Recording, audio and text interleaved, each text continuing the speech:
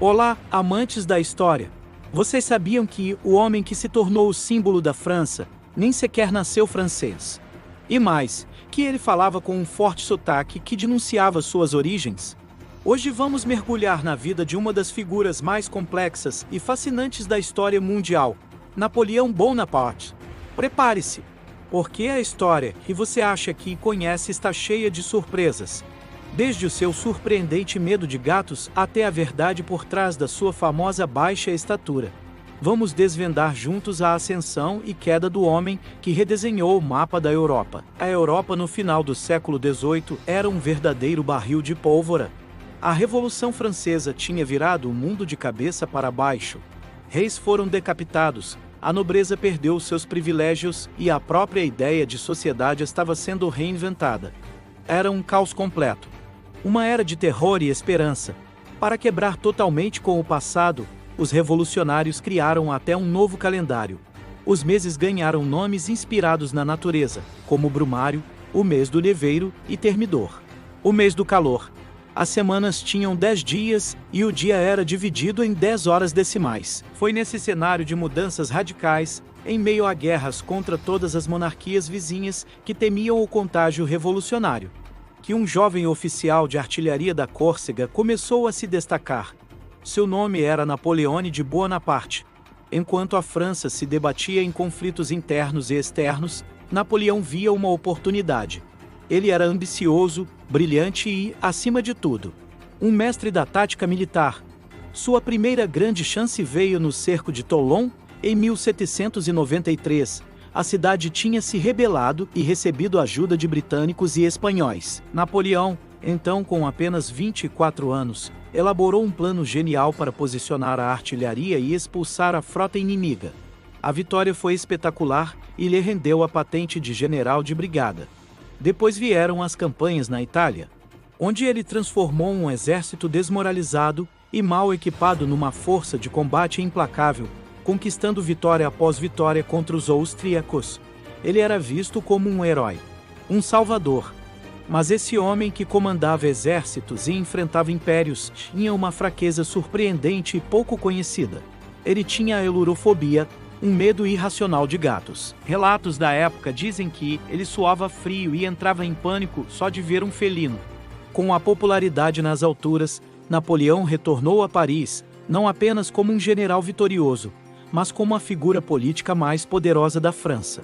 Em 1799, através de um golpe de Estado, ele se tornou o primeiro cônsul, concentrando o poder em suas mãos. Mas isso era só o começo. Em 1804, na Catedral de Notre-Dame, ele fez algo inédito. Em vez de ser coroado pelo Papa, Napoleão pegou a coroa com as próprias mãos e se coroou imperador, e depois coroou sua esposa, Josefina. A mensagem era clara. Seu poder não vinha de Deus, mas de si mesmo. Como imperador, ele implementou o Código Napoleônico, um conjunto de leis civis que modernizou a França e influenciou os sistemas legais no mundo todo, inclusive no Brasil.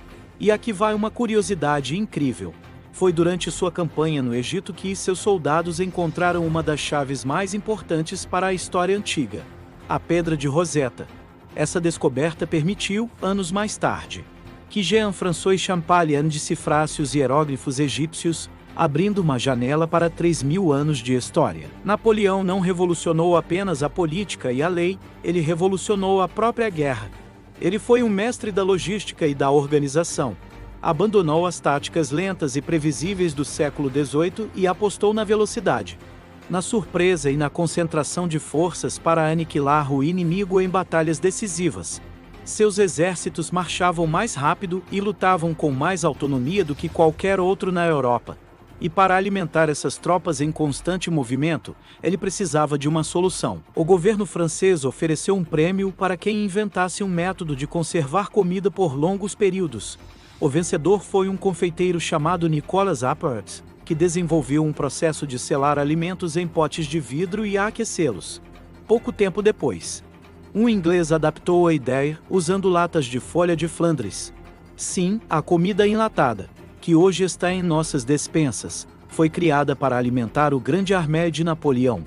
No auge do seu poder, Quase toda a Europa continental estava sob o domínio ou influência de Napoleão. A única grande pedra em seu sapato era a Grã-Bretanha, protegida pelo mar e por sua poderosa marinha real. Incapaz de invadir a ilha, Napoleão decidiu sufocá-la economicamente. Em 1806, ele decretou o bloqueio continental, proibindo todos os países europeus de comercializarem com os britânicos. A ideia era arruinar a economia da Inglaterra. Mas essa política teve consequências inesperadas. Uma delas foi o desenvolvimento da indústria de açúcar de beterraba, com o bloqueio impedindo a chegada do açúcar de cana das colônias caribenhas. Os europeus precisavam de uma alternativa. Napoleão incentivou massivamente a produção de açúcar a partir da beterraba, transformando uma curiosidade botânica em uma indústria gigantesca que mudou a agricultura e a dieta do continente para sempre. Foi essa política, inclusive, que levou a família real portuguesa a fugir para o Brasil em 1808. O ponto de virada na saga de Napoleão foi sua decisão mais ambiciosa e catastrófica: a invasão da Rússia em 1812. O czar Alexandre I havia rompido o bloqueio continental e Napoleão, furioso, reuniu o maior exército que a Europa já tinha visto, mais de 600 mil homens, para punir a Rússia. Ele avançou rapidamente, esperando uma batalha decisiva. Mas os russos adotaram a tática de terra arrasada. Recuavam, queimavam vilas e plantações e deixavam nada para o exército invasor. Quando Napoleão finalmente chegou a Moscou, encontrou uma cidade vazia e em chamas, sem suprimentos e com a aproximação do inverno. A retirada se tornou inevitável, e foi aí que Napoleão enfrentou seus inimigos mais cruéis, que os próprios russos chamavam de General Janeiro e General Fevereiro. O frio extremo, a fome e os ataques constantes da guerrilha russa aniquilaram o grande armém. Dos mais de 600 mil que partiram, menos de 100 mil retornaram. Foi um desastre de proporções épicas. A derrota na Rússia foi o começo do fim. As nações subjugadas da Europa, vendo a fraqueza de Napoleão, se uniram contra ele. Uma nova coalizão de países, incluindo Rússia, Prússia, Áustria e Suécia, infligiu derrotas decisivas ao que restava do exército francês. Em 1814, os aliados invadiram a França e marcharam sobre Paris. Napoleão foi forçado a abdicar e foi exilado na pequena ilha de Elba, no Mediterrâneo. Mas sua história ainda não tinha acabado.